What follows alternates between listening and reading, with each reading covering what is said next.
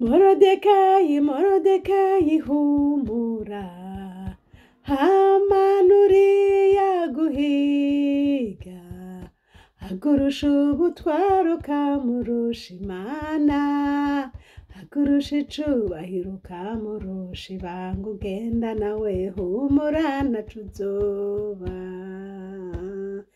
Morodekayi, Morodekayi humura, hamanuriya guhiga, akurusha ubutwaro kamurusha Imana, akurusha icubahiro kamurusha ibanga ugenda nawe humura ntaco uzoba.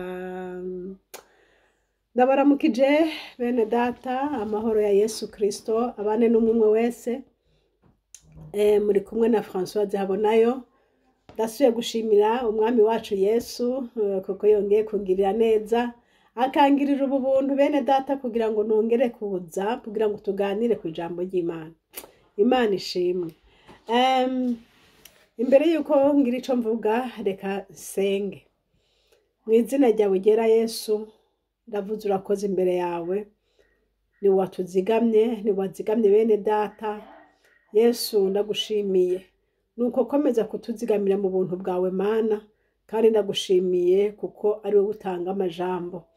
Bwirukiro Mana, ndasabye umfashe muri kano kanya, mpwemu wawe mwiza andongore, kandi mwene data turi kumwe umuha umugisha umuhezagire, mu izina ryawe ryera Yesu, amen. Haleluya. Ndashimiye Imana muri aka kanya, numva mu mutima wanje ngomba kuvuga ku majambo Imana yatwigishije, nasangiye namwe mu video yarenganye. Ndabizi si benshi bamaze kuyumva, ariko kandi singombye gusubira mu ivyo navuze muri iyo video, ahubwo ngomba kubandaniriza aho naringejeje. Yesu nahabwa icubahiro. Nariko ndavuga rero ukuntu Imana yampaye ubutumwa, ubwo butumwa bukaba buvugwa ku bantu batatu. Umuntu wa mbere akaba ari umuntu yavuganye n'Imana, umuntu wa kabiri akaba ari umuntu yagiriwe ubuntu n'Imana akagirirwa ineza n'Imana, umuntu wa gatatu rero ni umuntu avugishwa n'Imana. Ni batatu: uwavuganye n'Imana afise ico Imana yamubwiye, agafite ico Imana yamukoreye, yasenze hanyuma Imana ikavugana nawe ikamukorera ico yasenze.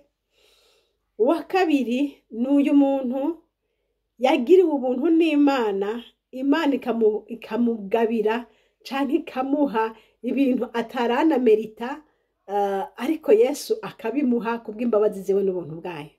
Umuntu wundi wa gatatu ni uyu muntu avugishwa n'Imana, akoreshwa n'Imana. Nabo bantu batatu mu video irenganye nibyo nari navuzemwo. Video ifise umutwe w'amajambo uvuga ngo imburi yo ya roduze z'ukwicenda. Imana nibaha umugisha. Ugomba kuyikurikirana araza kuyikurikirana. Rero ubu naho ngomba kuvuga canke ngende nsobanura neza muri ayo majambo umwami Imana yampaye. Bene data, ubu buzima tubayemwo, waba utunze canke uri mukene, waba uba uvuka mu muryango ukomeze kose, uko nyene uri,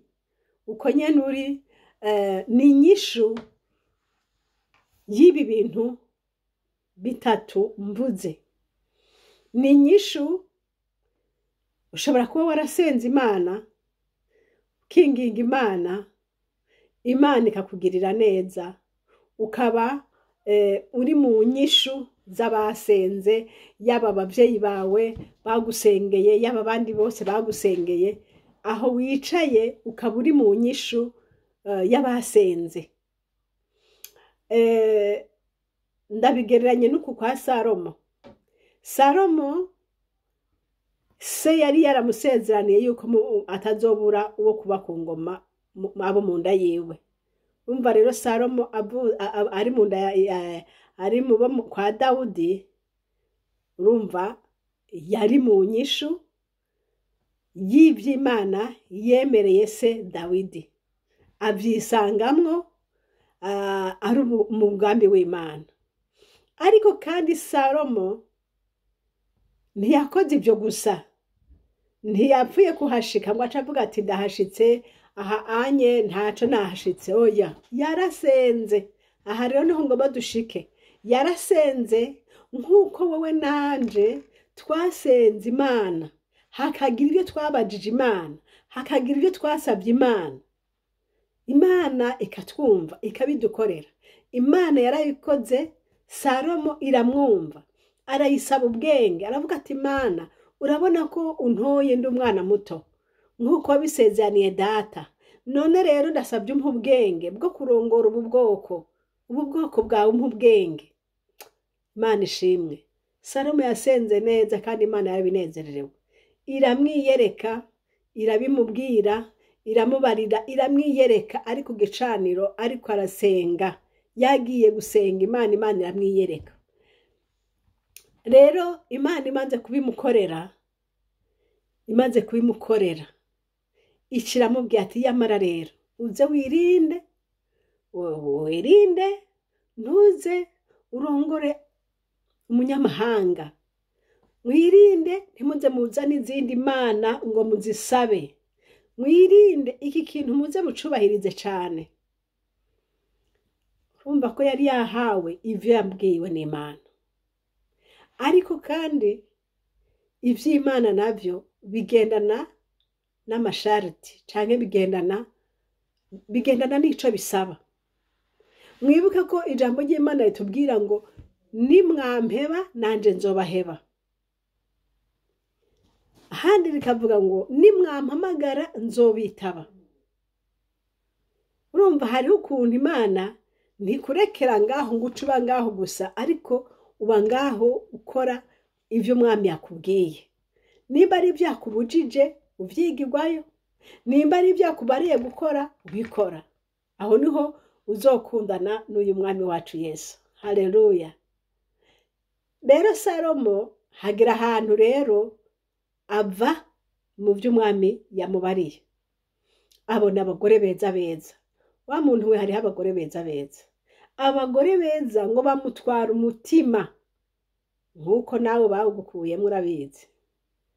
Ubona umugore mwiza wese arenganye ucugira ngo ugatereza ijisho, naho yewe Yesu we, reka nirekere. Uri mu muduga ugahakwa no kugonga uri kuraraba umuntu ubona arenganye. Ariko ivyo ndi buvuge ngo nibisanzwe, uwambaye umubiri nuko nyene bimeze. Ariko kandi Imana ntibiyobewe yuko umuntu yambaye umubiri, ntibiyobewe. Oya, irabizi. Nico gituma ivuga ati mwirinde. Erega hatabaye kwirinda hoho umuntu wese yobishobora, ariko Imana ivuga ngo mwirinde. Imana ihabwa icubahiro. Wirinde nirinde, kuko utirinze ntaco woba uriko urakora. Imana idufashe. Ahandi Uhoraho Imana yabwiye Salomo ati nico utansabye ndakiguha, ati ndaguhaye kuramba, ndaguhaye icubahiro. We yari yisabiye ubwenge kuko yari arajwe ishinga n'igikorwa c'Imana. Ati aha hantu nzohagira gute, aba bantu nzobarongora ngo iki? Ego data Dawidi yari yamuhaye byinshi byo kubakisha ingoro, yari yamuhaye impanuro, yari yamuhaye iki. Ariko burya umuntu arashaka kuguha impanuro akagera hagejeje, ibindi zohura navyo uba ukeneye gose ko Imana ariza ikisidukira ikagutabara nk'umutabazi. Imana ishimwe. Salomo rero yasenze, Imana imugirira neza, iramwemerera kuzobana nawe, iramwemerera kumuha ubwenge, iramuha n'ibyo atayisabye. Ati ntiwansabye icubahiro, ntiwansabye kuramba, ariko ivyo byose ndabiguhaye. ati ndetse n'ubutunzi ndabuguhaye. Haleluya, Imana ishimwe. Salomo ikintu yakoze ikintu kibi, kwa kwirinda kwaraheze. Noneho aca yumva rwose ati jewe abantu bose banyirukira, jewe mfise ubwenge bukomeye, jewe abantu bose baza kurahura ubwenge iwanje.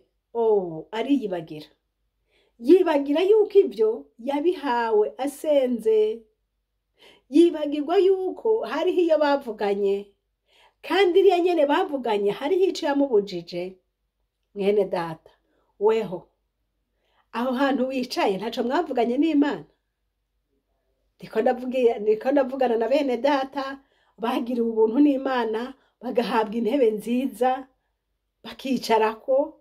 Ubu unye nibo basabwa ijambo, Imana nishimwe. Aho wicaye ni data yabikoze. Uhoraho Imana yarakumviye, hahandi wasenga umwami Imana yarakubonye, arakumva, arakwishura. Yarakoze umwami w'abami, yaguhaye ibyo wasenze mwene da. Ndetse na bya bintu utasaba kuko wasabye nk'umwana nyene yarabiguhaye. Salomo ntiyari yarasabye kuramba, ariko kandi kuramba cari kimwe mu bintu yari akeneye gusaba, kubera yuko kurongora abantu si byiza gupfukenyutse. Ifo kuronka umwanya wo gukora ibyo bikorwa Imana yaguhaye. Rero ico kintu ntiyari yagisabye. Kandi ikindi naco atari yasabye, ntiyari yasabye ubutunzi. Ikintu cose muri ibi bihe murabibona gikorwa n'amafaranga, gikorwa n'ubutunzi, ekonomi. Iyo ekonomi itagenze neza, ibintu byinshi biba bipfuye. Ushobora kuba warasabye ugasaba kwicara aho wicaye, ugasaba ko abantu bakumva, ugira ubwenge bwo kurongora abo bantu, kandi Imana ikaba yarabiguhaye koko. Ariko ukibagira ko hari ibindi bintu biba bikenewe kujana navyo. Kuramba n'ubutunzi navyo biba bikenewe mu gikorwa ico arico cose ukora. Utaramvye urumva ntawo ntiwoshaka kubikora. Kandi ubutunzi butabonetse, amajambere ntibikunda. Rero Imana icira bimuha byose kuko yari yayinejereje. Haleluya, Yesu nashimwe. Inshuti yanje mwene data, nawe hariho ibyo wasabye, kandi hari ibyo n'umwami yaguhaye. Hariho n'ibyo umwami yaguhaye utanabisabye. Imana yagushize iruhande abantu bakomeye, abantu b'abanyabwenge bagutekesha umutwe, bakakubwira, bagaguha impanuro zigenda neza, ibintu bikagororoka. Abo ni Imana yabagushize iruhande kugira ngo bikunde bigende neza. Si ibyo gusa, Imana yaraguhaye n'ubwenge, n'abandi yarabaguhaye iruhande bo kugira ati kugira ngo ubutunzi buje imbere, dukore gutya na gutya na gutya na gutya. Ibyo byose n'umwami yabikoze kugira ngo igikorwa kigende neza. Umwami Yesu Kristo yarakoze. Haleluya. Ndibaza ndiko ndavugana n'umuntu kandi nawe aranyumva. Imana yarakoze. Ariko kandi hariho ibyo yakubujije. Yavuze ati niyo washika hajya ahantu, uba uzobandanya unyubaha, uzobandanya unsenga, uzukureho ibigirwamana byose byose byose. Uze wirukana ububeshi, wirukana ubusuma, wirukana ubwicanyi, wirukane bijya byose ubona ko umwami Imana yanka. Yagutumye kubyirukana kugira ngo bikunde Imana igumane nawe, kugira ngo bikunde ugume ku nganje. Imana ishimwe. Ndashima Imana. Salomo ngo yahumishijwe amaso n'abagore. Abo bagore ngo baca bamuzanisha, bamutuma asenga izindi Imana atari yarasenze. Bituma abanezereza mu kububakira ibicaniro byo gusenga Imana zabo zitari Imana y'ukuri. Kera na kera aba yavuye mu murongo w'Imana. Nshuti mwene data, raba ntugakora ikosa ryo kuva mu murongo w'Imana. Raba ntugakora ikosa ryo kunezereza umuntu ngo uhave wibagira kuguma mu murongo w'Imana. Nuwibagira kuguma mu murongo w'Imana, niwo munsi uzoba wibagiye kuguma aho yagushize. Nuko bimeze. wibagiye kuguma mu murongo w'Imana, uca umenya uti aha rero no kuguma aho yanshize naho sinshobora kuhaguma. Igikwiye ni igiki none? Igikwiye ni uko nka kwa kundi ubonye uri kuri volo ukabona yuko imodoka iri kwiragenda itemba ija mu manga, ukabibona icyo ukora uca uhindukiza. Haleluya! Imana irakunda abantu bihana. Imana irakunda abantu barokonesa amakosa yabo bakavuga ati Imana, aha hantu nukuri, aha hantu byarananiye, aha hantu byangoreye, aha hantu byangoreye aha. Kandi umwereke utamuryarya. Uyu mwami arakunda abantu baca bugufi mu mutima. Kandi guca bugufi ni kwici gutabara. Umve nkubarire, nta yindi nzira, nta wundi mupfumu numwe ashobora kugusubiza mu nzira, ndetse kwihana ibyaha, ndetse kubwira Imana uti Imana mbabarira, aha hantu narakosheje, aha hantu nari ngomba kugufasha aba n'aba, ariko ndaraba mbona binjanya ahandi, mbabarira, byarananiye, mbabarira, iki caha nakoze ukimbabarireko. Ndakubwira mu izina rya Yesu Kristo, uyu mwami nizeye, uyu mwami ndiko ndavugira uyu munsi, haleluya, azokumva, azokugirira imbabazi, azokurinda, azokurinda, azongera agushire kwa maboko, azongera akugirira icizere, azongera guproteje. Nuko ameze data wa twese. Ariko ni washishikara kwinangira umutima ukamenga iyi Imana uyishiburiye kure, aho niho bizoba bikugoreye. Rero Imana iguhezagire, ibahezagire. Mwene data uri kurankurikira, ndazi kubyumvise. Inzira ni imwe, je kukubwira gusa kugira ngo bikunde umererwe neza, bikunde utabagwe, bikunde umwami Imana kuzitirire, bikunde. Ni inzira yonyene, nta yindi. Nta guhera amafaranga ngo ujyanye biturire ngo urubanza rwawe rugende neza. Nta handi hantu na hamwe, nta ngabo nyinshi uza guhera ngo zize kukugwanira. Nta kintu na kiretse Rurema yonyene ashobora kudepesha abamarayika bakaza bakarara baragwana wowe usinziriye, ugasanga intambara yaheze. Ndabivuga mu izina rya Yesu, kandi nzirenza yuko ibi bintu Imana izo kugira neza niwayibwira. Uwundi muntu wa kabiri ni uyu muntu yagiriwe ubuntu n'Imana, agahabwa ikibanza ataramerita. Twabisomye mu Bami ba mbere igice c'icumi turi ku gice c'icumi na rimwe n'icumi na kabiri n'icumi na gatatu. Iki gice ca cumi na rimwe cavuga kuri Salomo. Iki gice c'icumi na kabiri kivuga kuri uyu muntu yiswe Yerobowamu. Yerobowamu niwe yasubiye ku nganji igihe umwana wa Salomo yarakoze ibintu bibi mu nyonga z'Imana. Imana imwaka ubwami buca bugabanywamwo mu miryango 12. Imiryango 10 yose arayakwa, ihabwa uyu muntu yitwa Yerobowamu. Uyu muntu yitwa Yerobowamu ntiyari ne muri linye y'aboronka ubwami, burya ahubwo Imana yakuye ubwo bwami yo bwari buri icibuha abandi kugira ngo ibanyage bwa bwami kubw'ibyaha bakoze, kuko banse kumvira Uhoraho. Yari yaravuze ko itazokwigera ibaka, ariko none kuko banse kuyumvira, ikiravuga ati ko biri uko, ubu bwami ndabubatse, iki bwaka Salomo, ariko imwaka ku mwana wiwe, kuko Salomo yari yaramusezeraniye ati nzoguha kuramba, kandi yaramuhaye kuramba by'ukuri. Salomo ntiyagiriwe kudeta, Salomo yarapfuye, kandi yapfuye ashaje, kuko umwami yari yamwemera ati nzoguha kuramba. Rega umwami arashitse ibyo yavuze. Yesu nashimwe.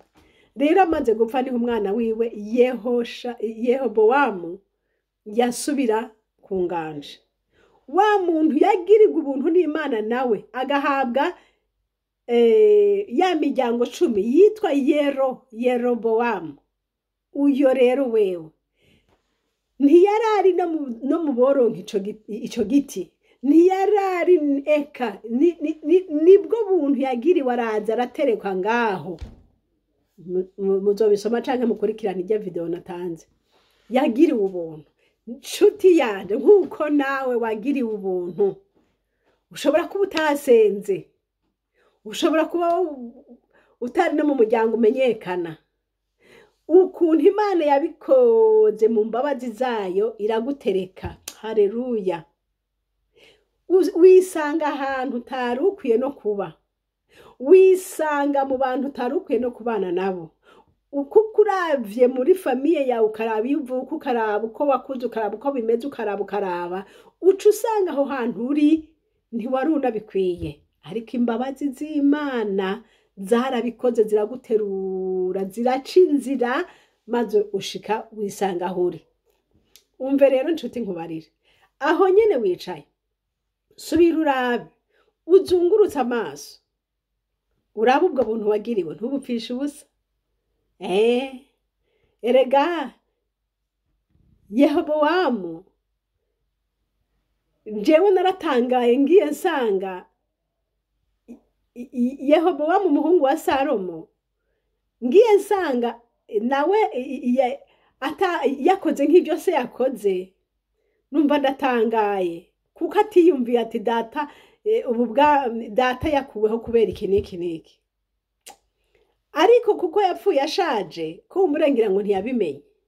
Ariko witwa Yerobowamu wewe yarabimenye, kuko umuhanuzi yaraje aramusanga avuga ati ubwami buzova ku Bisirayeli, ubwami buzova mu ba Dawidi, ubwami buzohabwa wewe, uzoganza imiryango 10.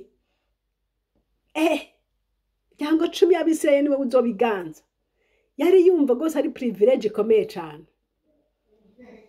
Ntiyari mu muryango yabotwara, ariko Imana irabimuha.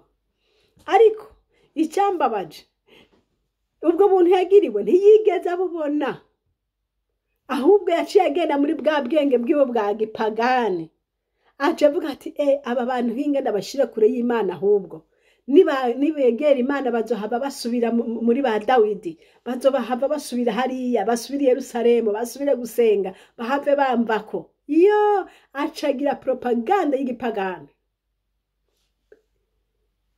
acakora ibyo uhoraho yanka. Nibyo niko nkubwira nshuti nkunda, wowe ubwo buntu wagiriwe, kuzi neza ko atari kubw'inkomezi zawe zaguhesheje ibyo, uvuga uti ni diplome yanje, abize gusumba yo fise ni benshi, ariko ntibashitse ngaho washitse. Ushaka kuvuga uti jewe byari bimeze gutya, ntako byari bimeze. Hindukira urabe imbere n'inyuma, usanga hari abandi bari mieux placé que toi. Icyo ukwiye gukora ahubwo hinduka uvuga uti wa Mana we mbabarira, kuko ntigeze ndokonesa ubuntu wangiriye, mbabarira. Maze gusaba Imana imbabazi, Yesu arakugirira neza. Ariko niwashishikara kwikomantaza umutima, wumva umenga ni wewe imbere n'inyuma, ni wewe wumva umenga iyo Mana ntukikeneye, wumva utagomba kurokanisa ubwo buntu Imana yakugiriye, ni hahandi uzosoma uzobona ibyamushikiye Yerobowamu, uzoraba ibyamushikiye. Kuko atamenye Imana, kuko atamenye ubu buntu. Mwene data nshuti y'umusaraba, enda nimuze tumenye Imana, ntidupfishe ubusa ubuntu yatugiriye. Ariko muri byose Imana data tuyubahe, tuyubahisha ibyacu byose. Imana ishimwe. Yerobowamu yazize kutayumvira, Yerobowamu yazize kutamenya Imana yamukora ibitangaza yariyo. Yerobowamu ibyiwe muzobimenya uko byakurikiranye. Ariko icyo mvuga, sinje kuvuga ama histoire, sinje kuvuga uko byabaye, umuntu wese yabyisomera, ahubwo nje kuvuga message y'Imana. Imana yakuntumyeko, wowe uri kuranyumva uri hafi canke uri kure, ibi bikaba bikuraba, iyi mburi ni yiwawe. Hindukirira Imana, vuga uti Imana ndagushima ubuntu wangiriye, Imana ndagushima imbabazi zawe wangiriye. Hanyuma uce uhindukira, ukora ibigororotse, wubahiye Imana, uyikunde, uyikorere, uyikurikire. Uko niko uzowerekanye rwose yuko ubayeho konesa ibyo yagukoreye. Imana iguha umugisha. Wa muntu we nawe uvugishwa n'Imana, watumwe n'Imana, ufise amabanga y'Imana, Imana iguhezagire. Ico nje kukubarira, nje kukubwira ngo muri iyi minsi canke muri iyi si noneho si ivy'ubu gusa urumva guhera kera, hariho abantu bagendana inzira zibiri, bagira gukorera Imana bakongera gukorera Bayali, bagera kuvugishwa bakongera bakaja no gucaniro caterekereje izindi mana. Ibi bintu birateye ubwoba cane. Kubera iki abantu babesha ngo Imana yavuze kandi itavuze, nuko atakuri kwayo kuriba muri bo. Erega ingabire itandukanye n'agakiza. Abantu benshi bafise ingabire ariko nta gakiza bafise muri bo. Nta gakiza, agakiza kazotwinjiza mu bwami bw'ijuru, ariko ingabire zidufasha gukora ico Imana ishatse. Imana igomba gutabara umuntu ikagukoresha muri ya ngabire yaguhaye. Imana igomba kwiyereka umuntu ikagukoresha muri ya ngabire yaguhaye. Ingabire Bibiliya ivuga ngo yahaye bose uko ishaka. Ntaco wakoze ngo umerite iyo ngabire Yesu yaguhaye. Eka yatanze uko ishaka. Kandi Bibiliya ivuga ngo yatanze isabagire, ngo bamwe yabahaye ko, abandi bahagukora gutya, abandi bahagakora gutya. Ico dukoze turabakoze buhoraho Imana. Kandi umuvugisho wese nagomba nkubwire ngo ube maso. Imana muvugana uyigumye, ugendane n'iyo Mana, uyumvire, uyubaha, uhagaze mu kuri, kuko abanyabinyoma bagomba kugutesha intumbero baruzuye. Ariko niwashidikanya ngo ugomba ngo kumbe Imana iba yamubariye, yamubwiye bite we ko atavyakubariye kandi we ufise ivyakubwiye.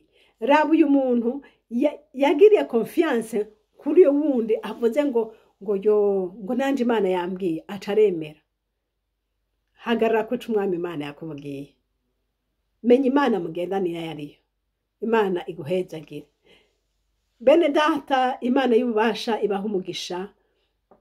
Yaraye amajambo nari ngomba gusa kongera gusobanura. Ndizera neza yuko aya majambo mwese muyumvise. Imana ibaha umugisha. Mwari kumwe na Françoise Habonayo. Inomero ya telefone ni yayindi +46 768 0065 46. Kandi ishene turiko ni ishene Habonayo. Imana iduhane umugisha namwe. Amen. Urakoze Mana, ndagushimiye. Hezagira mwene data wese yumvise inkuru, umuhe umugisha, umuhezagire, umukosore, umugorore, byose mu izina rya Yesu. Amen.